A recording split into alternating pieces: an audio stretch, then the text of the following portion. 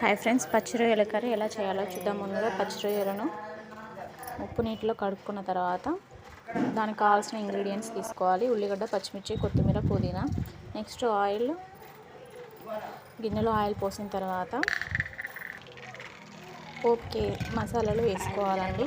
దాని తర్వాత పచ్చిమిర్చి వేసుకోవాలి. దాని తర్వాత ఆనియన్ కూడా వేసుకోవాలి, పుదీనాతో పాటు. నెక్స్ట్ అవి బాగా వేగిన తర్వాత టమాటోస్ వేసుకోవాలండి. టమాటో వేసుకున్న తర్వాత దాంట్లో కాసింత అల్లం, కాసింత పసుపు,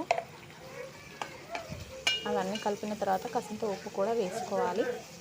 దాని తర్వాత పచ్చి రొయ్యలు మనం ఉడకబెట్టిన వాటిని వేసుకోవాలండి.